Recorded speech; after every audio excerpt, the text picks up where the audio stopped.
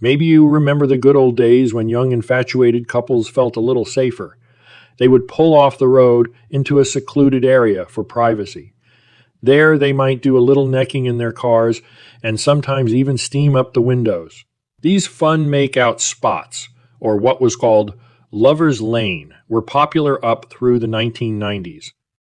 This chilling story sheds some light on why almost nobody goes out to Lover's Lane anymore. It was August 22nd, 1990, when a couple fell victim to a brutal rapist and murderer who showed them no mercy. They were a pair full of life and promise when violence entered their world swiftly and without warning. Join me for a wild ride through the odd mystery of unsolved murder. The victims were Andy Atkinson and Cheryl Henry in Houston, Texas. Their tragic story may be connected to a cold missing persons case and another victim that survived her terrible ordeal. Worse yet, the killer could still be active, working on his own or with murderous friends. Andy Atkinson was 21 years old. He had just graduated from a North Carolina college. He returned to Houston in late summer to be closer to his father, Garland. Andy was an aspiring model, and he sure looked the part. Handsome, with striking eyes, he seemed to radiate an easy charm. A chance meeting at the Yucatan liquor stand brought him into Cheryl Henry's orbit. They had been dating for just 2 weeks when a murderer ended their budding romance. Cheryl was 22 years old, home for the summer during a break from classes at Austin State University. She was blonde, pretty, and adored by the people in her life. There are discrepancies about where Cheryl was working that summer, but it may be important to the story.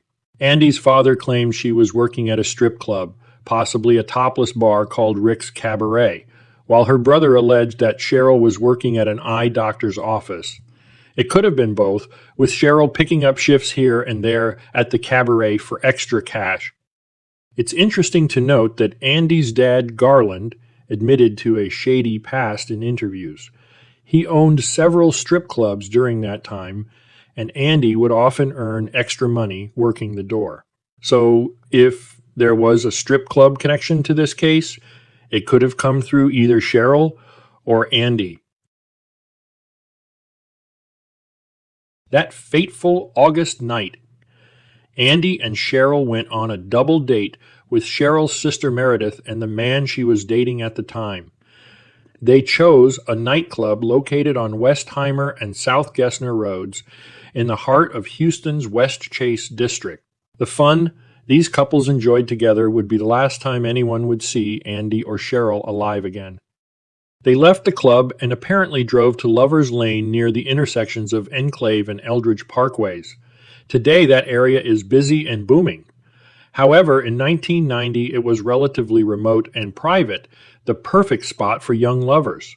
But their date was violently interrupted as one or more killers forced Andy and Cheryl to get out of the car. An anonymous caller, identifying himself as a security guard, called the police the next morning. He said he'd found Cheryl's vehicle, though the car was actually Andy's. The caller noted that her purse and shoes were inside of it. He ended the call abruptly as Houston police rushed to the scene. Remember those 2 words, security guard, because they're going to come up again. Police arrived to discover a grisly scene. Cheryl's clothes had been cut away from her. She'd been bound with hemp rope and raped. Her throat was slit. It looked like she died first. It also looked like she'd put up a fight before her murderer got the better of her. Andy was tied to a tree, also with hemp rope. He'd apparently been forced to watch Cheryl's rape and murder before the killer nearly decapitated him with the same knife. Andy still had all of his money as well as a rather valuable watch. So it didn't seem to be a robbery. Both ropes were tied with complex knots, leading investigators to conclude that the killer might have been an Eagle Scout, because these particular knots are commonly taught and practiced at this rank in the Boy Scouts. The clues left at the scene were both ominous and bizarre. The killer had hidden Cheryl's body under the remains of a dilapidated cedar fence. and he had used Andy's golf balls and a golf club as breadcrumbs leading to Cheryl's body. There was a $20 bill on the ground nearby, as if flung toward Sheryl in contempt. There were also 4 partially deflated balloons in a tree above Cheryl's body. Some reports say the balloons were tied up there intentionally. Others say the balloons were just stuck in the tree, and that they could have drifted into the branches from some other location. Investigators don't know if the balloons had anything to do with the crime. Another odd clue was the license plate on Andy's car. Investigators ran the plate, and it seemed as though the killer had removed the original and replaced it with a stolen plate from another car. Did the killer assume nobody would notice the plate had been switched? Was he trying to conceal the make and model of the car he'd used to stalk Andy and Sheryl? DNA science was new, but investigators were nevertheless able to collect some of the killer's DNA via a rape kit of Cheryl's body. To solve the Lovers Lane crime, detectives began by giving blood tests to just about every man they could find who knew Sheryl or had anything to do with her. One individual refused the blood test and promptly left Texas, which was highly unusual. However, police said they did not have enough evidence to pursue him. Why did this man refuse? Would police have been able to generate a DNA match had they been able to get a court order for his blood? There's very little to go on in this case, and no suspects. Police then commissioned a psychological profile of the killer. It is worth noting that the validity of psychological profiles is in question, even in the modern era. They are not 100% accurate, far from it. A decent average would be around 46% accuracy. Therefore, psychological profiling is a tool, but it's not a magic bullet. Even so, the profile offers some tantalizing hints about who the killer might be in this case. According to the profile, the suspect may have known Sheryl, Andy, or both of them. He was probably around the same age as the victims. He might have had above-average intelligence while being a low achiever. On their own, these details could describe thousands of young men living in Houston. But don't dismiss the profile just yet. There may be at least one suspect who's a good match. At this point in the investigation, however, the Lovers Lane case went ice cold. Let's fast forward 11 long years to 2001. The Houston PD received a peculiar letter about the Lovers Lane murders. The envelope had Sheryl and Andy's names written in the return address section. The note itself said, HPD, if you want to know who killed Sheryl Henry and Andy Atkinson, it will cost $100,000. Reply to the Houston Chronicle personal column, Monday, March 12th only. A lawyer will be hired to make sure you play straight. The letter was written in block capitals.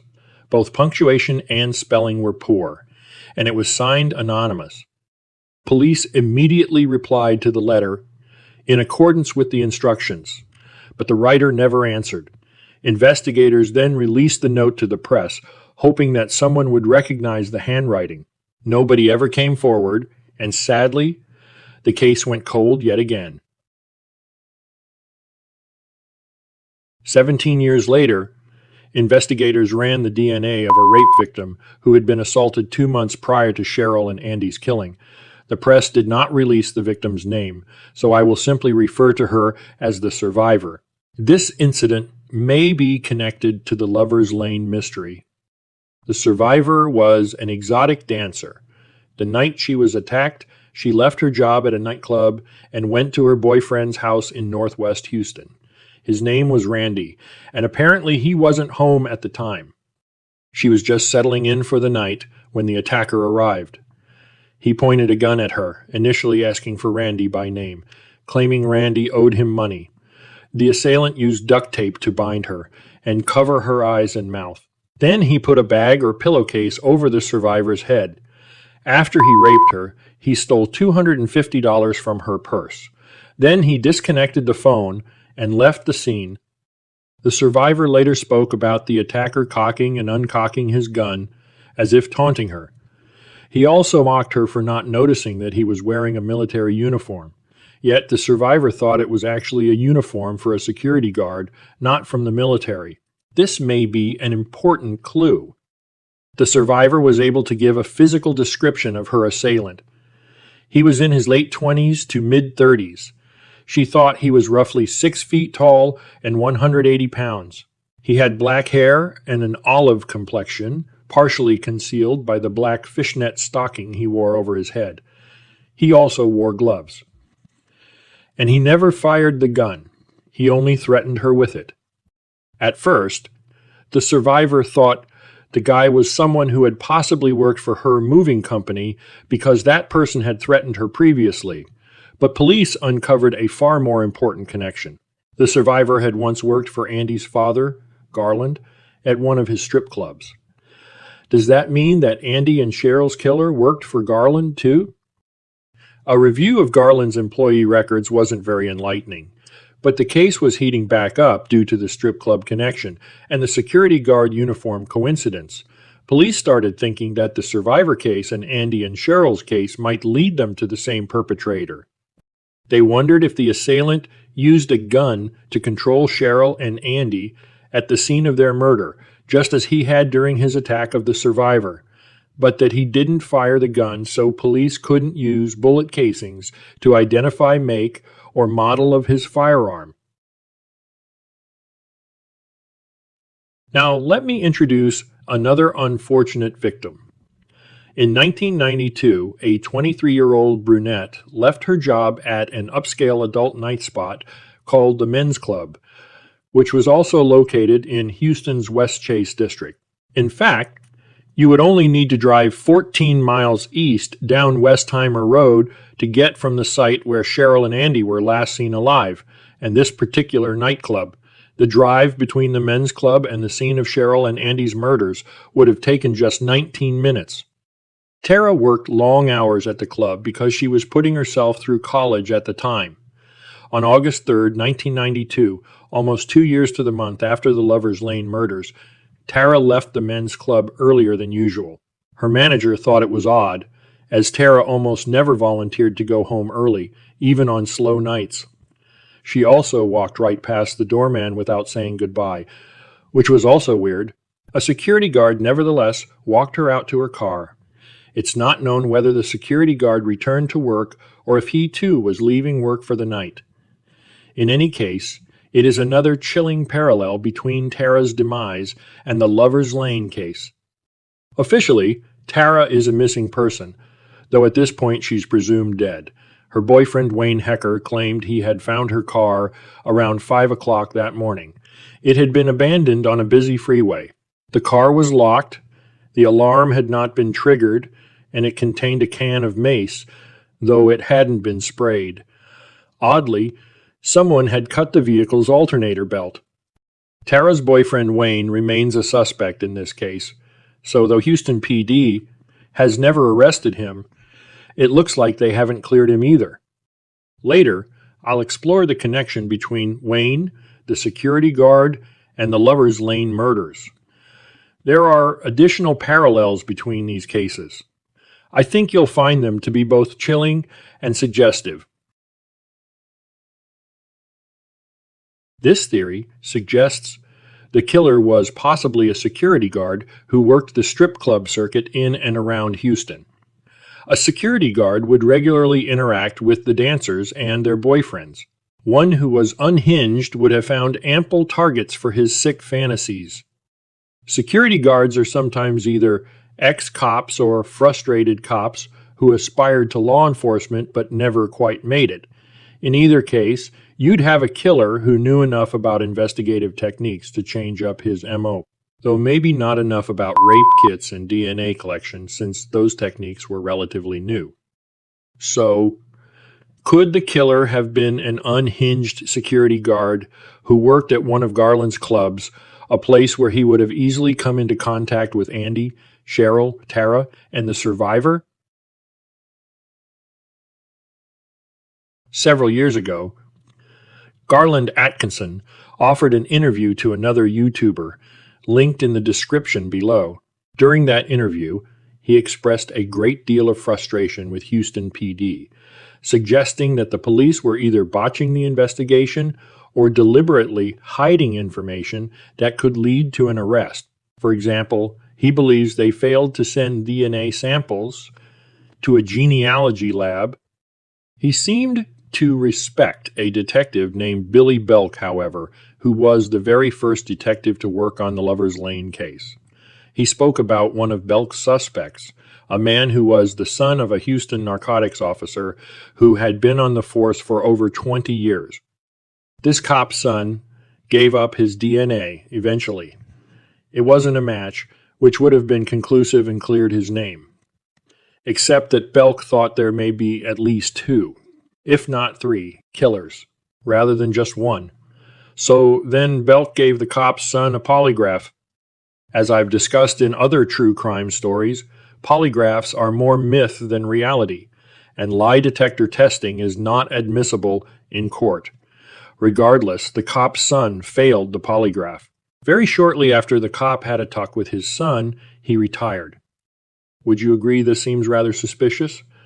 Did the narcotics officer retire because his son revealed information that tied him to the Lover's Lane murders? Or did he suspect his son and didn't want to risk being on the force if the truth came out? Or do you think his retirement was completely unrelated? I guess I'd be interested to know if the son ever worked as a security guard. And I hate to say it, but I wonder if the DNA hasn't been sent along to genealogy labs because the Houston PD is protecting one of their own. Wayne Hecker was Tara Breckenridge's boyfriend in 1992. Reports revealed that he was both controlling and overbearing, and he absolutely despised her job at the adult club. Most nights, he required her to contact him within a certain time frame. If she didn't, he'd frantically call the strip club, something some witnesses say did not happen on the night Tara disappeared. Wayne claimed that he did call Tara earlier that evening, but never spoke to her. Wayne was also at a pool hall 3 miles, or about a 15-minute drive from the club, the night she disappeared. He claimed he was either playing pool or working as a bartender. It's not entirely clear what he was doing there, but witnesses say that he left the pool hall for a full hour and 45 minutes that night, and his timing coincided with about the same time Tara left the club. There's no good explanation for why he left the pool hall or where he went, but police didn't get sufficient evidence to charge him. Indeed, Tara's body never turned up, and police can't charge anyone with murder in this case.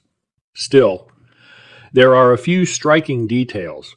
Wayne fit the psychological profile. He was about the same age as Sheryl and Andy. He may have run into one or both of them at some point, and he was definitely an underachiever. And then there's the composite photo we haven't talked about yet. Composite photos are difficult because they represent an exercise of intelligent guesswork. In this case, a description was offered by a traumatized young lady, the survivor, who had to pick out her assailant's facial details even though he was wearing a mesh stocking. Despite these facts, when compared side by side, I can't help but notice the similarities between Wayne's picture and the composite sketch. Do you think that Wayne could have been behind Tara's disappearance? And if so, is it possible that he was behind the Lover's Lane murders as well as the attack on the survivor? There's another strange and persuading similarity between Tara's missing person case and the Lover's Lane case. Tara had a secret admirer. He was apparently quite taken with Tara, enough to leave her $100 tips on the regular, along with creepy notes. This big tipper definitely was not Wayne. One note said, "Don't hide anything. Please don't be scared. Do what your heart tells you. I'm very excited that you'll marry me." Now, the word marry was misspelled, and the signature was illegible. The rest of the letter had poor grammar and spelling, too. A second letter said, The more you hold out, the longer you jeopardize what I feel for you. The police claim the letters were not threatening, but I think you'll agree that any young lady would have found them disturbing or even alarming. Threatening or not, there's one more striking detail worth mentioning. When I compare the men's club notes that Tara received with the 2001 note sent to the Houston police requesting $100,000, I can't help but notice the resemblance. The letter U, in particular, is quite similar. Some of the other letters don't match up as neatly, but a person's handwriting can fluctuate a little, and the differences between letters in the alphabet, like the W, isn't so stark that they couldn't have come from the same hand. The writer's habit of mixing lowercase letters in with capital letters at odd intervals seems like an interesting pattern, too, especially around the letter E. Do you think Sheryl and Andy's killer was the same guy throwing $100 tips at Tara just 2 years later? Remember that some of the detectives believe there could have been 2 or 3 killers at the scene of the Lover's Lane crime, not just one. And if that is true, then Tara's case might already have offered a likely pair or trifecta to look at. First, you have the security guard who walked her out, one who worked at strip clubs. Second, you have boyfriend Wayne Hecker, whose photo looks so eerily similar to the composite photo assembled from the survivor's story. And third, you have the secret admirer, whose handwriting is very similar to that of the extortion letter sent to the Houston Police Department. I don't know if police ever connected Tara's case with the Lover's Lane case, or if they ran handwriting or DNA analysis. But it seems like they should have done both. Since one was a rape and murder case, and one was a missing person, maybe the cases went to 2 different investigative teams. Houston had a high murder rate even back in the 1990s, and people go missing all the time. So maybe the right hand didn't know what the left hand was doing, and nobody drew a connection. There are a lot of parallels between these 2 cases, including the timing and locations. Maybe the killers had a falling out or lost touch over the years, and only one of them tried to extort the Houston police, but then thought better of it and didn't answer their reply. So maybe we don't know the identity of the security guard or the secret admirer, but we may, in fact, have already identified at least one other killer in the case, a killer with a name the police didn't release when they got a DNA match. Or maybe police may not have what they need for thorough enough DNA matching, but it would be fascinating to see what turned up if they did. Catching one murderer could lead to rounding up both or all of them. I wonder if this theory could be the real story for all of our victims. Or could it be that the police know something they are not telling the public, something that would either unravel this theory or possibly solve these cases? The wheels of justice never move quickly. One reason worth mentioning is that police aren't just trying to arrest the guilty party. They also have to build a strong case that will stand up in court.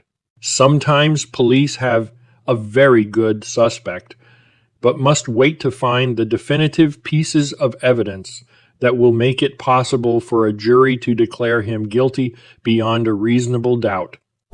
The DNA sample has been run through criminal databases, but for whatever reason, it hasn't been examined using genealogical DNA databases that might finally result in an arrest, or it's been tested but did not provide a result. Perhaps we are but one genetic test away from finding this killer. Meanwhile, Sheryl, Andy, and Tara's family and friends continue to mourn, hoping for answers and justice. And it's entirely possible that a rapist and a killer, or a small group of them, have committed other gruesome acts and continue to operate in the Houston area to this day, believing they'll never be caught. The thought is chilling. Thank you for joining us at Odd Mysteries Stories. My name is Vince. You might also want to try piecing together the unsolved and mysterious murders of the Cowden family. One of my listeners said how absolutely infuriating it is that someone could commit a crime as horrific and evil as this and just walk away from it, free, with no repercussions.